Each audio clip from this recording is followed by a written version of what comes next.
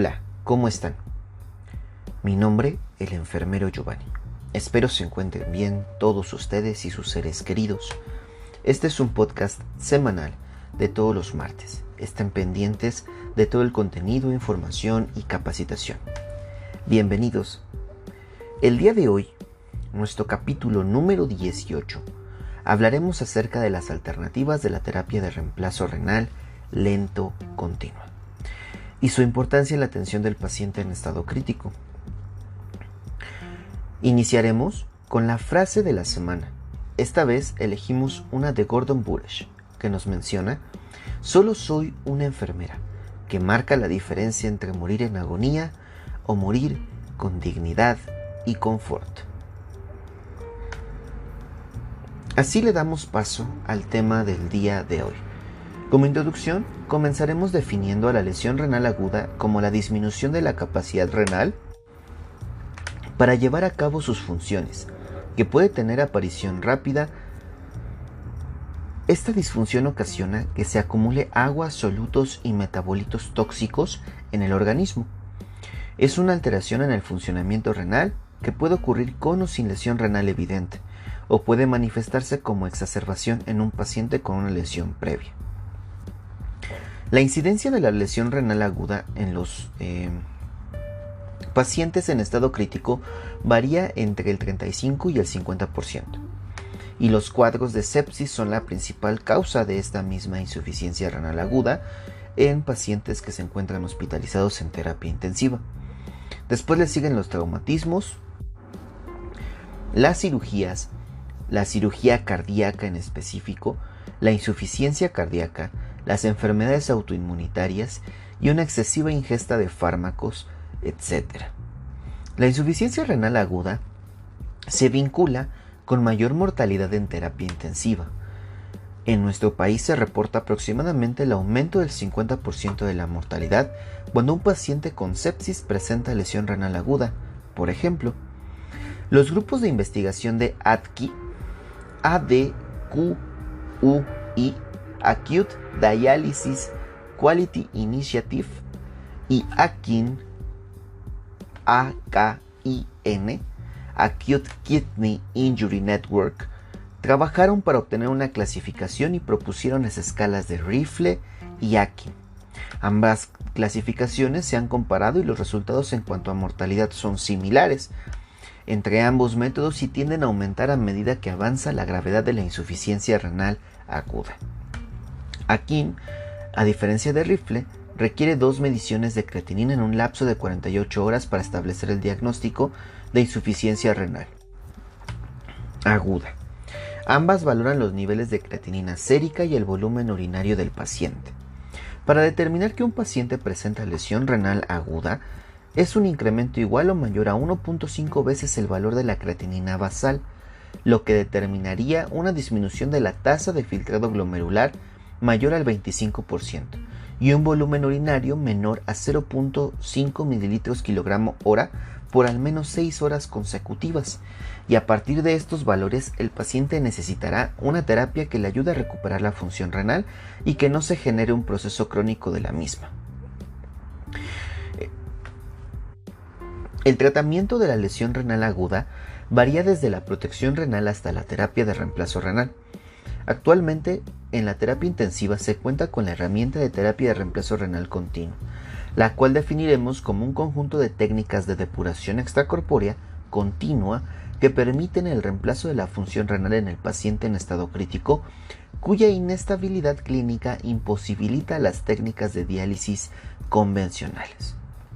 El objetivo que queremos lograr con estas terapias es controlar la sobrecarga hídrica y las alteraciones reales y potenciales de origen metabólico asociadas a la lesión renal aguda en paciente en estado crítico. A continuación, les mencionaré algunos conceptos para entender con más facilidad la terapia de reemplazo renal continuo. Comenzaremos por el ultrafiltrado,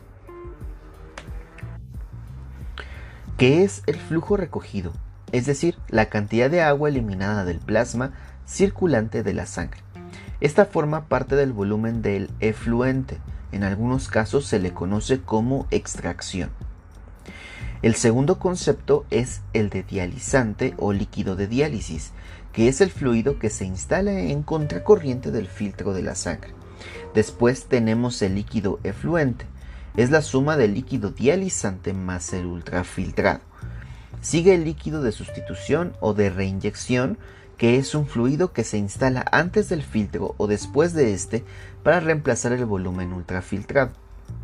Entendiendo estos conceptos, continuaremos explicando que la terapia de reemplazo renal lenta continua tiene 4 modalidades que pueden usarse en diversas enfermedades y diversos escenarios clínicos.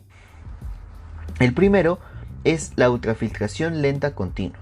El segundo, la hemofiltración veno-venosa continua. El tercero es la hemodiálisis veno-venosa continua. Y por último, la más compleja y la más completa, la hemodiafiltración veno-venosa continua.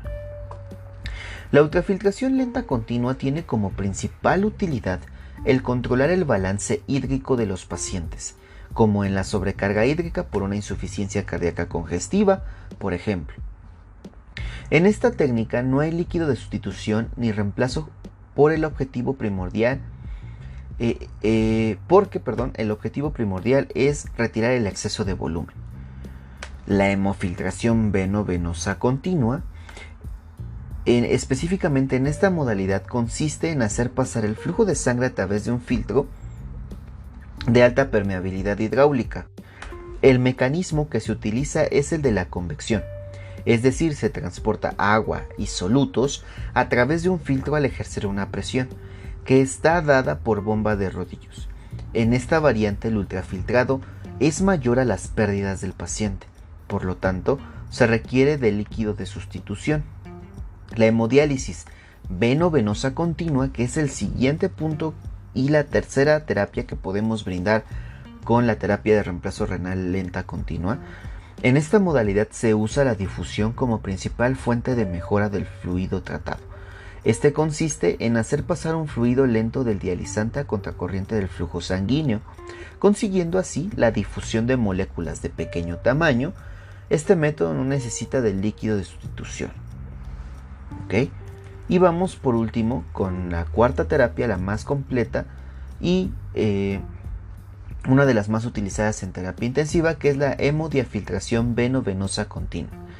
Esta modalidad combina los beneficios de la hemodiálisis veno-venosa continua más los de la hemofiltración veno-venosa continua. Es decir, se utilizan los métodos de reemplazo renal, la convección y la difusión. Con esta combinación pueden eliminarse partículas de mayor peso molecular, por ejemplo, partículas que pesen más de 1000 daltons, como es el caso de la insuficiencia renal inducida por trauma o rhabdomiólisis. Al utilizar esta modalidad es necesaria la reinyección para conseguir el adecuado equilibrio de fluidos. Entonces, vamos a recapitular. La ultrafiltración lenta continua únicamente nos ayuda para quitarle líquido a nuestro paciente. No utilizamos ni líquido de sustitución ni líquido de reemplazo. ¿Ok?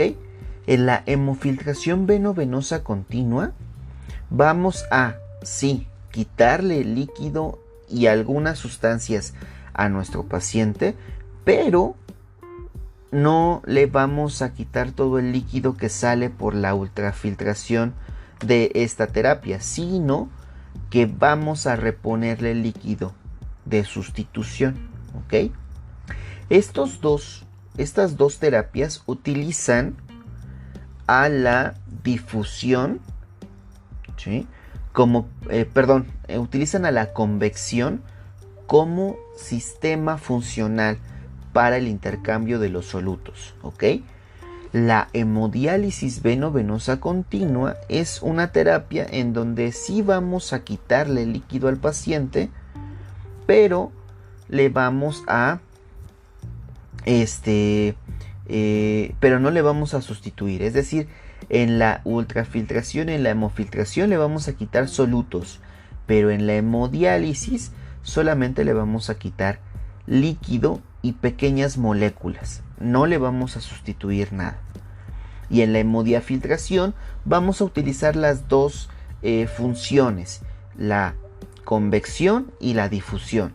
Y aquí esta nos va a ayudar para eliminar grandes moléculas o partículas y también obviamente tener un mejor tratamiento, brindándole una ultrafiltración completa a nuestro paciente.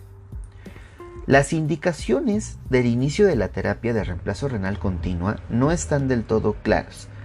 Aunque la indicación precisa de este método es ante una situación clínica que requiere que se corrija el funcionamiento renal, por tanto, la decisión de en qué momento se iniciará será tomada por el equipo de salud multidisciplinario de la unidad de cuidados intensivos y no meramente por nuestros compañeros médicos de terapia intensiva o nuestros compañeros nefrólogos. Aunque con la experiencia y el uso de estas terapias se ha determinado que las podemos utilizar en pacientes que sufran acidosis grave con un pH menor a 7, uremia severa asociada a neuropatía, asociada a miopatía, a encefalopatía o a pericarditis, hipervolemia como en situaciones de edema pulmonar por congestión, es decir, por una insuficiencia cardíaca congestiva, edema abdominal asociado a oliguria o a anuria. Oliguria estamos hablando de menos de 3 mililitros kilogramo hora de volumen urinario, y anuria estamos hablando de que es menor a 2 mililitros kilogramo hora de volumen urinario. Hipercalemia, regresamos, y todo esto sabemos que si el edema abdominal o la ascitis es asociada a alguno de estos procesos, tendrá que ser mayor a 6 horas o 6 horas en las cuales el paciente presenta esta condición. Hipercalemia, generalmente potasio mayor a 6.5 miliosmoles por litro, e hipernatremia severa. Intoxicaciones por procainamida, litio, fenformina, salicilatos, medio de contraste y restos de compuestos dializables. La rhabdomiólisis y en casos de sepsis para el control de los mediadores inflamatorios. Esas serían como las indicaciones generales para utilizar una terapia de reemplazo renal lenta continua. Obviamente, de todas estas, cada una se especializará en una terapia en específico, ¿ok? Estas terapias necesitan un acceso vascular para ser exitosas y que el catéter que utilicemos sea el correcto de acuerdo con el sitio anatómico. En los adultos se prefiere un catéter de doble lumen que mida de 11 a 12 French para cada lumen. El más utilizado actualmente es el catéter Majorca, que será un catéter digamos temporal, ¿ok? A diferencia de lo que se cree en algunos centros de que el acceso subclavio es más seguro, se ha demostrado que es el que tiene mayores complicaciones como la trombosis y estenosis del vaso que utilicemos, pero menor riesgo de infección que el femoral, que todavía aumenta su morbilidad cuando el paciente es obeso. Las vías más utilizadas son las femorales y después las yugulares. Al mismo tiempo, se deben tener consideraciones como la anticoagulación del circuito del equipo para terapia de reemplazo renal continua, puesto que si él o la paciente tiende a generar trombos por coagulopatía o proceso inflamatorio, podría causar la trombosis del filtro y por lo tanto hacer inefectiva la terapia y generar más costos para la terapia y para el paciente. La alternativa para evitar esta complicación es la administración de heparina no fraccionada a dosis de 40 unidades kilogramo en bolo, seguida de una infusión de 5 a 15 unidades kilogramo hora, tomando como control del TTPA o tiempo parcial de tromboplastina activado con intervalo de 1.5 a 2 veces el valor normal. Es decir, tendremos un TTPA de 35 a 45 segundos. Algunos pacientes tienen riesgo de sangrado debido a su estado clínico. Los pacientes que cumplan los siguientes criterios pueden no requerir e incluso contraindicarse el uso de la terapia de anticoagulación, por ejemplo, una plaquetopenia o plaquetas menor a 70.000, TTPA mayor a 65, INR que es el índice de la anticoagulación, mayor a 2, coagulación intravascular diseminada, por ejemplo, y también en hemorragia espontánea mayor. Son como algunos criterios con los cuales tendremos que descartar la gravedad del paciente para que lo podamos o no anticoagular. En todos los pacientes que reciban terapia de reemplazo renal continua deben tomarse en cuenta varias situaciones especiales que son importantes para su estado durante el tiempo en que será hospitalizado en terapia intensiva. Una de las situaciones debe ser la nutrición, porque someterse a esta terapia puede ocasionar ciertos desequilibrios metabólicos y puede ocasionar eventos negativos en el paciente. Se recomienda que el aporte de nutrientes sea de 25 a 35 kilocalorías kilogramo día, con 60-70% de carbohidratos, 30-40% de lípidos. Las proteínas se recomiendan a razón de 1.5 a 2 gramos kilogramo día. Los electrolitos como potasio, fósforo y magnesio requieren vigilancia. Debe mantenerse a los pacientes sobre todo con concentraciones de potasio mayor a 4 miliequivalentes litro o milimol litro, ¿ok? También debe tomarse en cuenta el aporte de vitaminas hidrosolubles, como las vitaminas del complejo B, la vitamina C y las liposolubles como las vitaminas E, K, A y los oligoelementos. Las alteraciones electrolíticas tienen especial atención, así como la azoemia, que se aliviará al incrementar el flujo de reinyección y de diálisis. En cuanto a la hiponatremia, pueden añadirse soluciones de cloruro de sodio al 3%, 70 ml por bolsa de 5 litros, que son las bolsas específicas que utilizamos para la terapia de reemplazo renal lenta continua. En hipernatremia pueden administrarse soluciones glucosadas a 5% en infusión y cambiar toda la terapia que tengamos a estas soluciones glucosadas al 5%, o diluir las soluciones salinas al 0.9% al 0.45%, o en su caso si tenemos las de 0.45%, pues utilizarlas, así como calcular la pérdida de agua. En hipocalcemia puede reponerse en forma parenteral.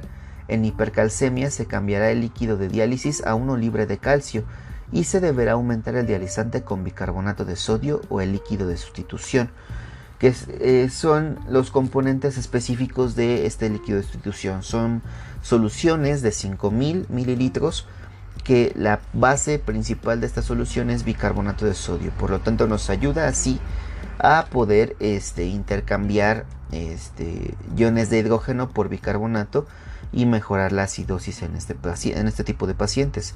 Pero bueno, en general estas soluciones tienen bicarbonato, algunas tienen calcio, algunas tienen calcio y potasio, o algunas nada más tendrán potasio, ¿ok? En la hipomagnesemia deberá reponerse en forma parenteral y los valores altos de este electrolito se manejarán con incremento de bicarbonato de sodio a líquido de diálisis o aumento de la reinyección. En cuanto al fósforo, las medidas serán similares. Otra situación importante que deberemos tener en cuenta en los pacientes con terapia de reemplazo renal continua es la dosificación de antimicrobianos, porque durante esta terapia estos pueden estar con dosis bajas y ocasionar fracaso en los pacientes con infección. Algunos autores recomiendan vigilar los valores de antimicrobianos en suero cuando se cuente con este método. Puntos importantes: cuidados al catéter. Realizar curación de acuerdo al protocolo institucional y vigilar sangrado, hematomas o datos de infección. Al término del tratamiento, los lúmenes del catéter deben lavarse e impregnarse con heparina. Se cubrirán y sellarán hasta que se vuelva a usar. El catéter debe ser exclusivo para el tratamiento de terapia de reemplazo renal continua. Los cuidados del circuito extracorpóreo, pues bueno, aquí se comprobará que las líneas estén bien conectadas a los lúmenes del catéter y se vigilará que no presenten acodamientos. Vigilar cada hora los parámetros de la máquina, balances, flujos y presiones, específicamente estas últimas. La duración aproximada del filtro es de 72 horas, de acuerdo al que estemos utilizando, pero bueno, en general dura 72 horas. Si las alarmas de presión no pueden controlarse, significa que el filtro se ha saturado o que se está coagulando el fluido en su interior. La unidad de control lleva a cabo múltiples autotest que duran aproximadamente 2.5 minutos. Durante el test de cebado se comprueba el funcionamiento del detector de fugas de sangre, los 4 sensores y tomas de presión, el clamp de la vía de retorno, la bomba de sangre, el detector de aire y el interruptor de 24 voltios, así como el tipo de set cargado. De acuerdo a la máquina que tengamos, pues bueno, serán los test que realice. Que sí aproximadamente duran 2.5 minutos en general, pero en diferentes máquinas, por ejemplo en el Diapact me parece que dura hasta 5 minutos todo este rollo de los test. En el Prisma dura 2.5 minutos y en el Amplia más o menos dura de 3 a 4 minutos. Depende de lo que estemos utilizando, pues serán también los test que compruebe la máquina.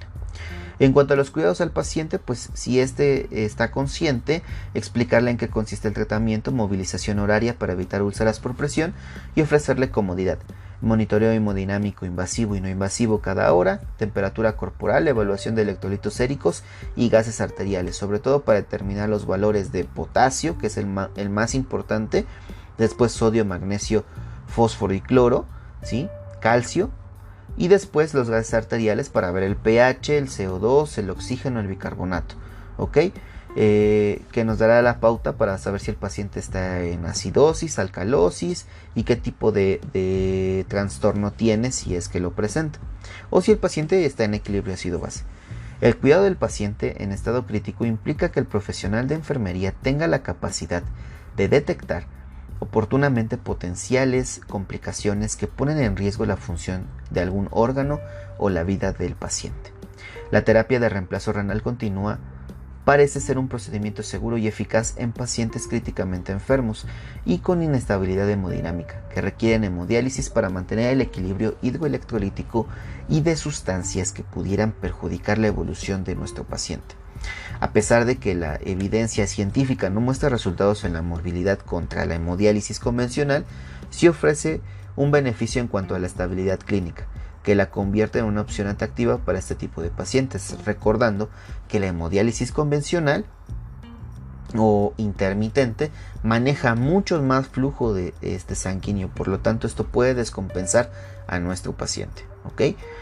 Y pues bueno, esto es todo lo que les quería comentar el día de hoy de la terapia de reemplazo renal endocontinuo. Espero que les haya servido un poco, que quien la maneje pues la maneje excelentemente bien, y quien no pues tenga las ganas de aprender a manejar este tipo de terapias y a este tipo de pacientes, y pues bueno, vamos a tener una visión mucho más importante de un paciente en estado crítico. Hasta aquí el tema del día de hoy. Sigan con nosotros en redes y en las plataformas de podcast más escuchadas: Spotify, Google Podcast, Apple Podcast, Anchor, Web Browser y algunas otras aplicaciones.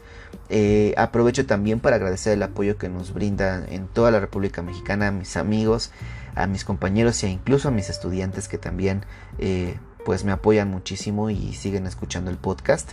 Y pues bueno, también a gente de Chile, Costa Rica, Argentina, Ecuador, Colombia, Estados Unidos, Alemania, España, Uruguay, Guatemala y también a Irak, que como lo dijimos el podcast o el capítulo anterior, pues nos sorprendió que apareciera en el top de lugares más escuchados del podcast. De verdad, gracias por escucharme. También para comentarles que si quieren que hable de un tema en específico, pueden mandarme mensaje en redes sociales, en Instagram, Facebook y Blogger, como Lo Bello de Ser Enfermero. Y lo más pronto posible tocaremos el tema que ustedes nos estén solicitando. El siguiente capítulo, el número 19, hablaremos acerca de la membrana de oxigenación extracorpórea, o mejor conocida como ECMO. Espero que se encuentren bien y nos escuchamos la siguiente semana. Gracias y hasta la próxima.